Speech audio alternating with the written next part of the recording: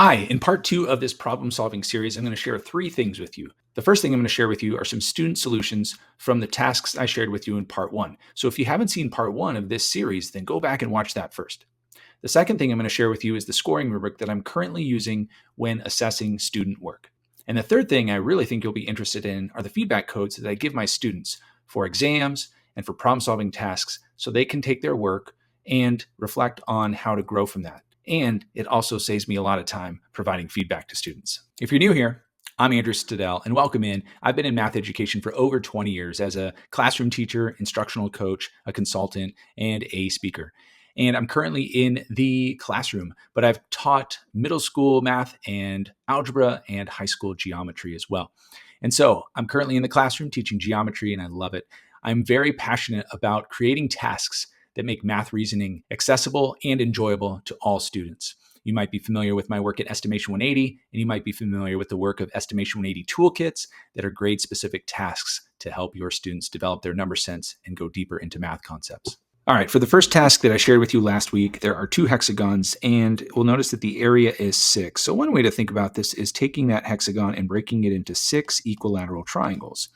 And so therefore, if the area of the hexagon is 6, then each of those hexagons has an area of 1, let's say.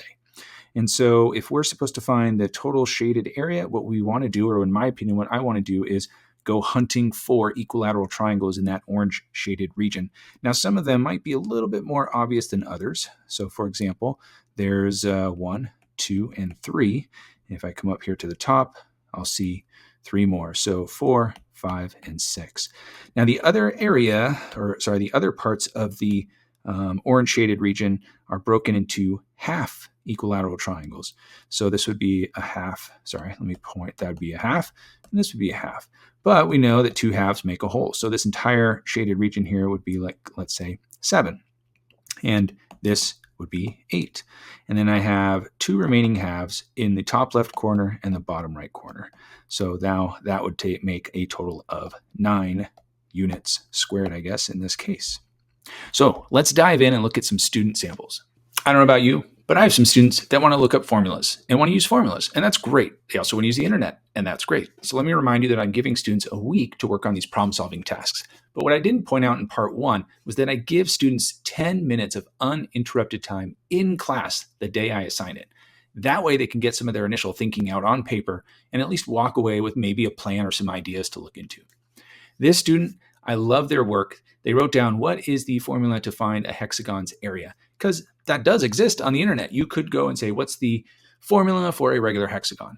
But what I love here was that they wrote something that said it was unuseful in their own words. And I said, nice, because that's the point of problem solving. You can look up a formula, but it doesn't necessarily mean that it's helpful. And so what's cool is you'll notice that the students started decomposing the shapes within the diagram that they were given.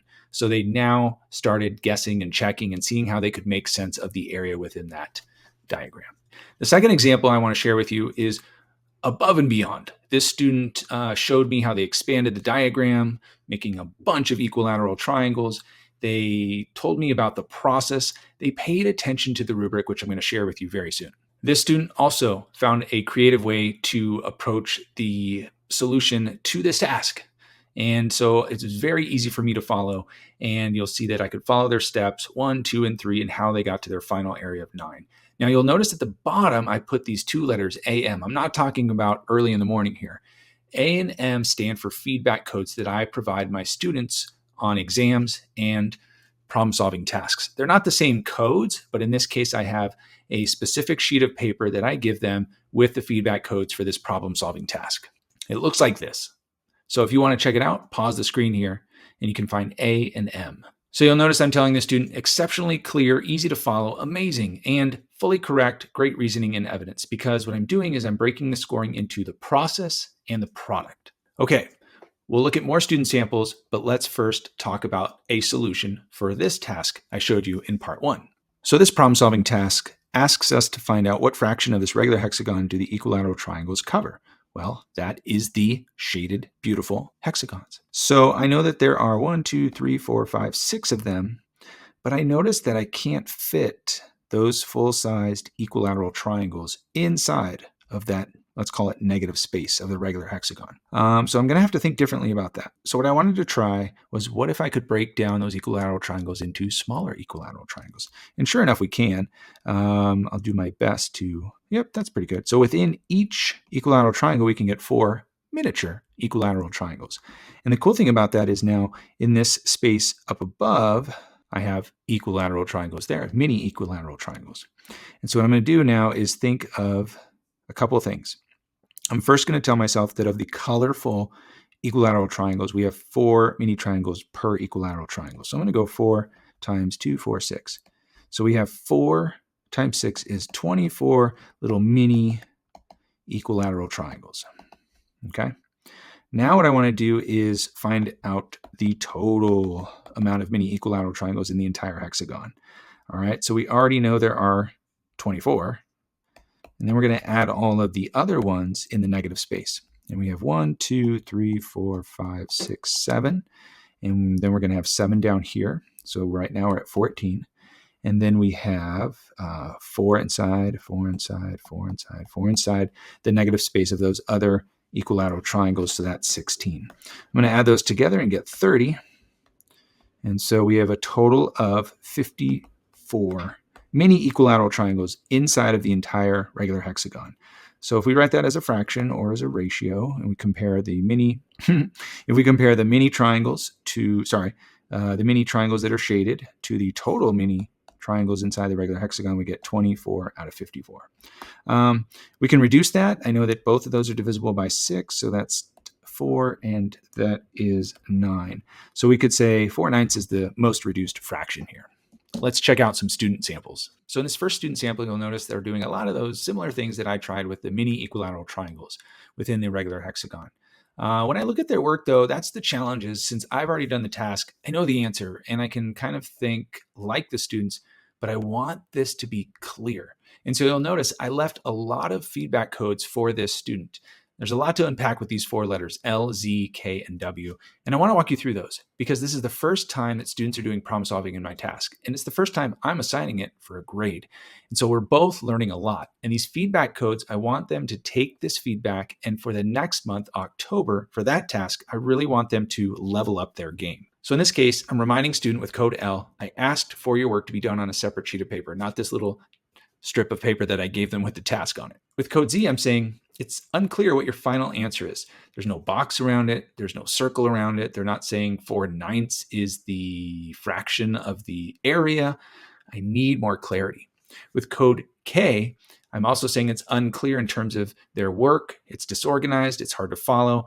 And I'm asking them to make it easy to follow. Like, what did they try first? What did they try second? What did they do in step 1 and step 2? And lastly, W, like, where is your reasoning? I would love for you to explain why your answer works, or maybe prove that your answer works in a different way, or use a few words to say, here's why it's 4/9. With this second student sample, I'm giving them very similar feedback, except they did tell me what their final answer was. However, I'm reminding them as well to, again, share their reasoning, explain why their answer is 12/27, which is correct, but I want to know how they're seeing that 12 out of 27. This student went above and beyond. They proved it not only once, but twice in a different way that the area is 4/9. I've been using feedback codes this year, and it's really helped save me time in terms of offering students feedback. I can type up some things that I anticipate students will be doing, but I add to this document as I'm scoring them.